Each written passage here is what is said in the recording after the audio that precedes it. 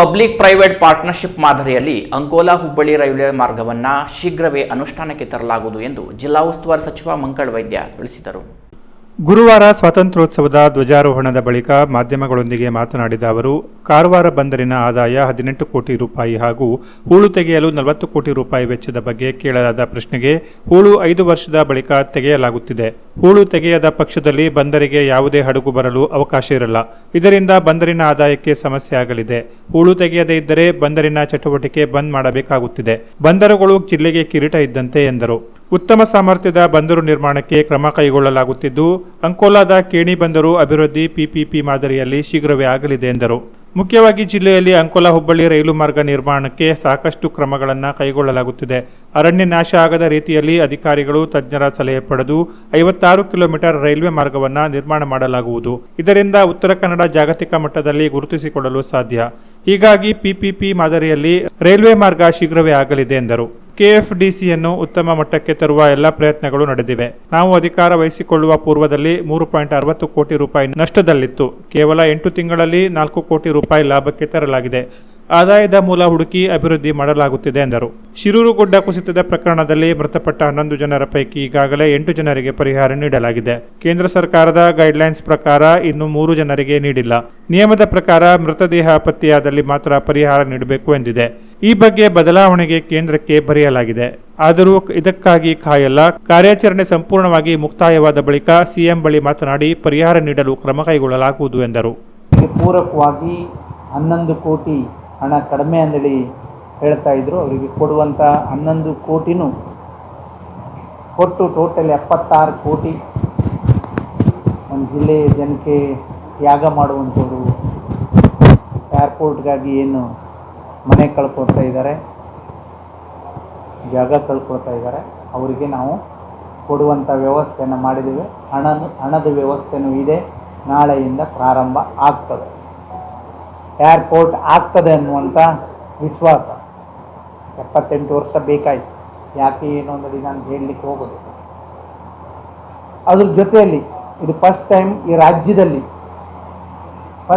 ನಾವು ಜನರಿಗೆ ಸ್ಪಂದಿಸಿ ಜನರು ಕೇಳಿದ ಹಾಗೆ ಅಲ್ಲಿ ಏನು ಭೂಮಿ ಕಳ್ಕೊಳ್ತಾರೆ ಅವರು ಕೇಳಿದ ರೀತಿಯಲ್ಲಿ ಕೊಟ್ಟಿದ್ದು ಈ ರಾಜ್ಯದಲ್ಲಿ ಫಸ್ಟ್ ಟೈಮ್. ಯಾಕೆಂದರೆ ಒಂದು ಸಲ ಡಿನೋಟಿಫಿಕೇಷನ್ ಆದಮೇಲೆ ಮತ್ತೆ ಪುನಃ ಕೋರ್ಟಿಗೆ ಹೋಗಬೇಕಿತ್ತು. ಇಲ್ಲಾಂದರೆ ಮತ್ತೆ ಗಲಾಟೆ ಗೌಜು ಗೊತ್ತಿದೆ ನಿಮಗೆ. ಏನೂ ಇಲ್ಲದೆ ಅವ್ರಿಗೋಸ್ಕರ ಮತ್ತು ಸತೀಶ್ ಐಲೋರು ಇಲ್ಲ. ಯಾಕೆಂದರೆ ಅವರು ನಿಗಮದ ಅಧ್ಯಕ್ಷರಾದ್ರಿಂದ ಅಲ್ಲಿ ಅವ್ರ ನಿಗಮದಲ್ಲಿ ಕಾರ್ಯಕ್ರಮವನ್ನು ಮಾಡಲಿಕ್ಕೆ ಹೋಗಿದ್ದಾರೆ. ಅವರು ಭಾಳ ಹೋರಾಟ ಮಾಡೋದು. ಸುಮಾರು ಒಂದು 10 ಮೀಟಿಂಗನ್ನು ಆಯಿತು ಈ ಏರ್ಪೋರ್ಟ್ ಸಲುವಾಗಿ. ಸನ್ಮಾನ್ಯ ಮುಖ್ಯಮಂತ್ರಿಗಳು, ಸನ್ಮಾನ್ಯ ಉಪಮುಖ್ಯಮಂತ್ರಿಗಳು, ವಿಶೇಷವಾಗಿ ಎಂ ಬಿ ಪಾಟೀಲ್ರು ಅವ್ರ ಸಹಕಾರದಿಂದ ಮತ್ತೆ 11 ಕೋಟಿ ಕೊಟ್ಟು, ಅದಲ್ಲದೆ 60-90 ಸೈಟನ್ನು ಕೊಡ್ತಾ ಇದ್ದೀವಿ. 60 ಮತ್ತು 90 ಇದು ಈ ರಾಜ್ಯದಲ್ಲಿ ಇನ್ನೊರಿಗೆ ಕೊಟ್ಟಿದ್ದಿಲ್ಲ. ಇದು ಫಸ್ಟ್ ಟೈಮ್ ರಾಜ್ಯದಲ್ಲಿ ಫಸ್ಟ್ ಟೈಮ್. ಹಾಗಾಗಿ ಅಲ್ಲಿ ಜನರಲ್ಲಿ ವಿನಂತಿ ಮಾಡ್ಕೊಳ್ತೇನೆ ನಾನು, ನೀವೇನು ಕೇಳಿದ್ರಿ ಅದನ್ನು ಕೊಡಿಸುವಂಥ ಕೆಲಸ ನಿಮ್ಮ ಶಾಸಕರು, ನಾವು, ಜಿಲ್ಲಾಡಳಿತ, ಸರ್ಕಾರ ಕೊಟ್ಟಿದೆ. ಆದಷ್ಟು ಬೇಗ ನಿಮ್ಮ ಖಾತೆಗೆ ಹಣ ಹಾಕುವಂಥ ಕೆಲಸವನ್ನು ಮಾಡ್ತೇವೆ. ದಯವಿಟ್ಟು ವಿನಂತಿ ಮಾಡ್ತೇನೆ. ನಿಮಗೆ ಬಿಟ್ಟು ಹೋಗೋದು ಭಾಳ ಕಷ್ಟ. ಯಾಕೆಂದರೆ ಅಲ್ಲೇ ನೀವು ಹುಟ್ಟಿ ಬೆಳೆದಂಥದ್ದು. ನಮಗೂ ಅರ್ಥ ಆಗ್ತದೆ. ಆದರೂ ಏನೂ ಮಾಡುವಂಗಿಲ್ಲ. ದೇಶದಗೋಸ್ಕರ, ರಾಜ್ಯದಗೋಸ್ಕರ, ಅಭಿವೃದ್ಧಿಗೋಸ್ಕರ ಬಿಡಬೇಕಾಗ್ತದೆ. ಅವರು ಬಿಟ್ಕೊಡ್ತಾರೆ ಅನ್ನುವಂಥ ವಿಶ್ವಾಸವೂ ನಮಗಿದೆ. ಅವರಿಗೆ ನ್ಯಾಯ ಕೊಡಿಸಿದ್ದೇನೆ. ಈ ರಾಜ್ಯದಲ್ಲಿ ಮತ್ತೆ ಹೇಳ್ತೀನಿ, ಇದು ಪ್ರಥಮ ಬಾರಿಗೆ ಅವ್ರು ಕೇಳಿದಷ್ಟು ಹಣನೂ ಕೊಟ್ಟು ಮತ್ತು ಅದರ ಜೊತೆಯಲ್ಲಿ ಅವರಿಗೆ ಮನೆ ಕಟ್ಟಲಿಕ್ಕೆ ಜಾಗನೂ ಕೊಟ್ಟಿದ್ದು ಫಸ್ಟ್ ಟೈಮ್. ಹಾಗಾಗಿ ಈ ಸಂದರ್ಭದಲ್ಲಿ ಎಲ್ಲ ಸಚಿವ ಸಂಪುಟದ ಸಚಿವರಿಗೆ, ಮುಖ್ಯಮಂತ್ರಿಗಳಿಗೆ, ಉಪಮುಖ್ಯಮಂತ್ರಿಗಳಿಗೆ ಅಭಿನಂದಿಸ್ತೇನೆ. ಅಧಿಕಾರಿಗಳಿಗೂ ಅಭಿನಂದಿಸ್ತೇನೆ. ವಿಶೇಷವಾಗಿ ಮುನ್ಸಿಪಾಲಿಟಿ ತಗೊಂಡು ಈ ಕೆಲಸವನ್ನು ಮಾಡಿದ್ದಾರೆ, ಅವರಿಗೂ ಅಭಿನಂದಿಸ್ತೇನೆ. ಅದ್ರ ಜೊತೆಯಲ್ಲಿ ಹೇಳಿದೆ ನಿಮಗೆ, ಜಲಮಾರ್ಗ ಇದ್ದರೂ ನಮಗೆ ಪ್ರಯೋಜನಗಳಾಗಿತ್ತು. ಯಾಕೆಂದರೆ ನಾವೇ ಈ ಜಿಲ್ಲೆಯಿಂದ ಅಥವಾ ಈ ರಾಜ್ಯದಿಂದ ನಾವು ಬೇರೆ ಬೇರೆ ದೇಶಕ್ಕೆ ಅಥವಾ ರಾಜ್ಯಕ್ಕೆ ನಾವು ಬೋಟಲ್ಲಿ ಪ್ರಯಾಣ ಮಾಡಿದರೆ, ಟೂರಿಸ್ಟ್ ಬೋಟ್ ಅಥವಾ ಕ್ರೂಸ್ ಪ್ರಯಾಣ ಮಾಡಿದರೆ ನಮಗೆ ಮತ್ತೆ ಬೇರೆ ರಾಜ್ಯಕ್ಕೆ ಹೋಗಿ ಬರಬೇಕಿತ್ತು. ಒಮ್ಮೆ ಗೋವಾಗೆ ಹೋಗಬೇಕು, ಬಾಂಬೆ ಹೋಗಬೇಕು, ಇಲ್ಲಾಂದರೆ ಕೇರಳಕ್ಕೆ ಹೋಗಬೇಕು. ಅಲ್ಲಿಂದ ನಾವು ಮತ್ತೆ ಪುನಃ ಬರುವಂಥದ್ದು. ಅದನ್ನು ನಾನು 1500 ಕೋಟಿಲಿ ಪ್ರಥಮದಲ್ಲಿ ಮಂಗಳೂರಲ್ಲಿ ನಾನು ಪ್ಲ್ಯಾನನ್ನು ರೆಡಿ ಮಾಡಿದ್ದೇನೆ. ಟೂರಿಸ್ಟ್ ಬೋಟ್ ಬಂದು ಪ್ರಯಾಣಿಕರಿಗೆ ಬರಲಿಕ್ಕೆ ಹೋಗಲಿಕ್ಕೆ ಎಲ್ಲ ರೀತಿಯ ವ್ಯವಸ್ಥೆಯನ್ನು ಮಾಡ್ತಾಯಿದ್ದೀನಿ. ಅದ್ರ ಜೊತೆಯಲ್ಲಿ ಟೂರಿಸ್ಟ್ ಡೆವಲಪ್ಮೆಂಟ್ ಆಗ್ತದೆ, ಅಭಿವೃದ್ಧಿ ಆಗ್ತದೆ ಅನ್ನುವಂಥ ಅಭಿಪ್ರಾಯ. ಅದ್ರ ಜೊತೆಯಲ್ಲಿ ಅದಕ್ಕೆ ಪೂರಕವಾಗಿ ನಮಗೆಲ್ಲ ಬಂದರ್ ಇದೆ, 13 ಬಂದರ್ ಇದ್ದರೂ ಹೊರ ಬಂದರ ಇಲ್ಲಾಗಿತ್ತು, ಸಮುದ್ರದಲ್ಲಿ ಬಂದರ ಯಾವುದೂ ಇಲ್ಲಾಗಿತ್ತು. ಅದನ್ನು ಮುರುಡೇಶ್ವರದಲ್ಲಿ ಮಾಡ್ತಾ ಇದ್ದೀನಿ. ಅಂದರೆ ಮುಂದೆ ಅಪ್ಗ್ರೇಡ್ ಮಾಡಿ ಎಲ್ಲೂ ಮತ್ತೆ ಟೂರಿಸ್ಟ್ ಬೋಟ್ ಮತ್ತು ಟೂರಿಸಮ್ಗೆ ಪೂರಕವಾದಂಥ ವ್ಯವಸ್ಥೆ ಮಾಡ್ತಾಯಿದ್ದೀನಿ. 340 ಕೋಟಿ ರೂಪಾಯಿಂದು ಈಗಾಗಲೇ ನಾವು ರೆಡಿ ಮಾಡಿದ್ದೇವೆ. ಅದು ಆಗ್ತದೆ ಅನ್ನುವಂಥ ಅಭಿಪ್ರಾಯವನ್ನು ಹೇಳ್ತೀನಿ. ನಮ್ಮ ಉದ್ದೇಶ ಇಷ್ಟೇ, ಈ ಜಿಲ್ಲೆಗೆ ಪೂರಕವಾಗಿ ಟೂರಿಸಂ ಬೆಳಿಬೇಕು, ನಿರುದ್ಯೋಗಿ ಸಮಸ್ಯೆ ಕಡಿಮೆ ಆಗಬೇಕು, ಅಭಿವೃದ್ಧಿ ಆಗಬೇಕು, ಸಾಮಾನ್ಯ ಜನತೆ ಬಡವರಿಗೆ ಸಹಾಯ ಸಹಕಾರ ಆಗಬೇಕು ಅನ್ನುವಂಥ ಉದ್ದೇಶದಿಂದ ಮಾಡ್ತಿದ್ದೇವೆ. ಅದಕ್ಕೂ ಮುಂದೆ ಹೋಗಿ ಸರ್ಕಾರನೂ ನಿರ್ಧಾರ ಮಾಡಿದೆ. ನಮ್ಮ ಜಿಲ್ಲೆಯಲ್ಲಿ ನಾನು, ನಮ್ಮ ಶಾಸಕರು ಎಲ್ಲರೂ, ಅದರ ಜೊತೆಯಲ್ಲಿ ಅಧಿಕಾರಿಗಳು ನಿರ್ಧಾರ ಮಾಡಿದ್ದಾರೆ. ಎಲ್ಲ ಅಂಗನವಾಡಿಯನ್ನು ಸ್ವಂತ ಕಟ್ಟಡಕ್ಕೆ ತರಲೇಬೇಕು. ಅದರ ಜೊತೆಯಲ್ಲಿ ಶಿಕ್ಷಣಕ್ಕೆ ಆದ್ಯತೆ ಕೊಡಬೇಕು. ಯಾವುದೇ ರೀತಿಯಲ್ಲಿ ಶಿಕ್ಷಣಕ್ಕೆ ಕೊರತೆ ಆಗಬಾರ್ದು. ಎಣಿಸಿದ ಶಿಕ್ಷಣ ನನ್ನ ಜಿಲ್ಲೆಯಲ್ಲಿ ಸಿಗಬೇಕು ಅನ್ನುವಂಥ ಉದ್ದೇಶದಿಂದ ನಾವು ಈಗಾಗಲೇ ಪ್ರಾರಂಭ ಮಾಡಿದ್ದೇವೆ.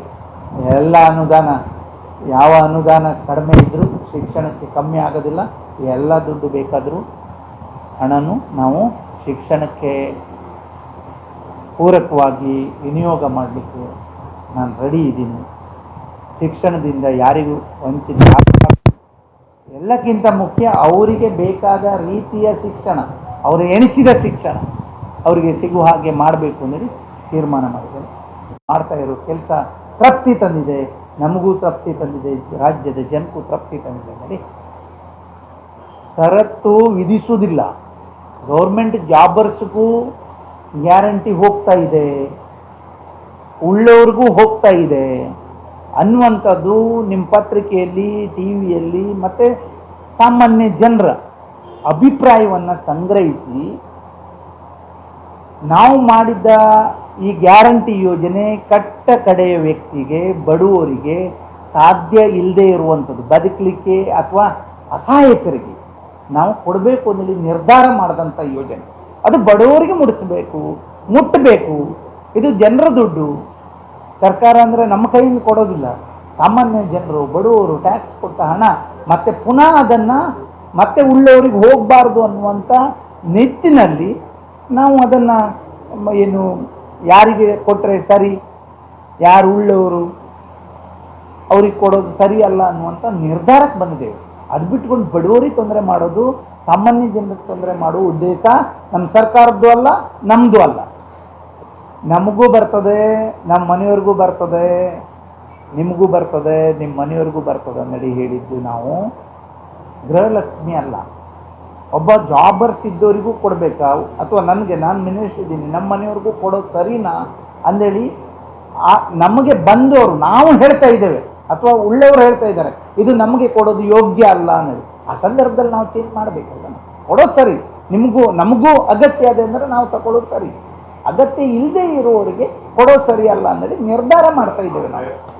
ವಿರೋಧ ಪಕ್ಷದವರು ಅವರು ಹೇಳೋದು ಸುಳ್ಳು ಬಿಟ್ಟರೆ ಬೇರೆ ಏನು ಹೇಳಿದ್ದು ಇತಿಹಾಸ ಇಲ್ಲ. ನಾವು ಇಲ್ಲಿವರೆಗೆ ತಿಳ್ಕೊಂಡಿದ್ದು ಗ್ರಾಮದಲ್ಲಿ ಮಾತ್ರ, ಊರಲ್ಲಿ ಮಾತ್ರ ಅಂತ ತಿಳ್ಕೊಂಡಿದ್ರು.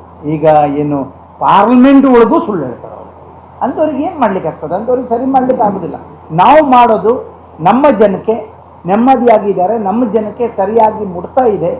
ಸಾಮಾನ್ಯ ಜನರು, ಬಡವರು ಅಂದ್ರೆ ನಮ್ಮ ಜನ ಅಂದರೆ ಪಕ್ಷ ಇಲ್ಲ, ಇಲ್ಲಿ ವಿರೋಧ ಪಕ್ಷ ಇಲ್ಲ, ಸಾಮಾನ್ಯ ಜನರು, ಬಡವರು ನಮ್ಮ ಜನಕ್ಕೆ ಕರೆಕ್ಟಾಗಿ ಹೋಗಿ ಮುಟ್ಟಿದೆ ಅನ್ನೋದಾದರೆ ಅದು ನಮಗೆ ಸರಿ ಅನ್ನೋದು. ಯಾರೋ ಹೇಳ್ತಾರೆ, ವಿರೋಧ ಪಕ್ಷದವ್ರು ಹೇಳ್ತಾರೆ ಅನ್ನೋದು ನಾವು ಅದನ್ನು ಅವ್ರು ಹೇಳ್ತಾರೆ ಅನ್ನೋದು ನಾವು ಮಾಡಲಿಕ್ಕೆ ಆಗೋದಿಲ್ಲ.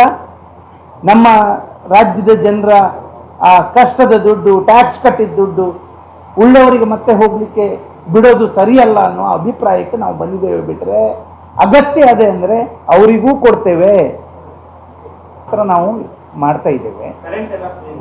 ಕರೆಂಟ್ ಫ್ರೀ ಇದ್ದೇ ಇರ್ತದೆ, ಎಲ್ಲ ಯೋಜನೆನೂ ಇರ್ತದೆ. ಬಡವರಿಗೆ ಫ್ರೀನೇ ಇರ್ತದೆ, ಉಳ್ಳವರಿಗೆ ಅಲ್ಲ. ಅವರಿಗೆ 5 ಯೋಜನೆ ಅವಶ್ಯಕತೆ ಇರೋದಿಲ್ಲ. ಈಗ ನಾವೇನು ನಮ್ಗೆ ಅವಶ್ಯಕತೆ ಅದನ್ನೇ ನಾವು ತಿಳ್ಕೊಂಡ್ರು 1 ವರ್ಷದ ಹಿಂದೆ. ಈಗ ಅವಶ್ಯಕತೆ ಇಲ್ಲ ಅಂದ್ರೆ ನಾವೇ ಬಿಡ್ತಾ ಇದ್ದೇವೆ ಬೇಡ ಅಂದ್ರೆ. ದೊಡ್ಡವರೆಲ್ಲ ಸೇರ್ಕೊಂಡು, ಅಧಿಕಾರಿಗಳೆಲ್ಲ ಸೇರ್ಕೊಂಡು ಒಂದು ನಿರ್ಧಾರಕ್ಕೆ ಬರುವವರಿಗೆ ನಾವು ಏನು ಹೇಳಲಿಕ್ಕೆ ಆಗೋದಿಲ್ಲ. ಪರಿಷ್ಕರಣೆ ಮಾಡಲೇಬೇಕು, ಅಗತ್ಯ ಅದೇ ಅಂದೇಳಿ ನಿಮ್ಮ ಅಭಿಪ್ರಾಯನೂ ಹೌದು, ನಮ್ಮ ಅಭಿಪ್ರಾಯನೂ ಹೌದು.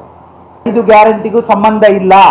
ನಾವು 5 ಗ್ಯಾರಂಟಿ ಮಾಡಿದ್ದು ಈ ರಾಜ್ಯದ ಜನರು, ಈ ರಾಜ್ಯದ ಮೂಲೆ ಮೂಲೆಯಲ್ಲಿ ಸನ್ಮಾನ್ಯ DK ಶಿವಕುಮಾರ್ ನಮ್ಮ ಪಕ್ಷದ ರಾಜ್ಯಾಧ್ಯಕ್ಷರಾದ ಮೇಲೆ ಮೂಲೆ ಮೂಲೆಯಲ್ಲಿ ಹೋಗಿ ಜನರ ಕಷ್ಟವನ್ನ ಅರ್ಥ ಮಾಡಿಕೊಂಡು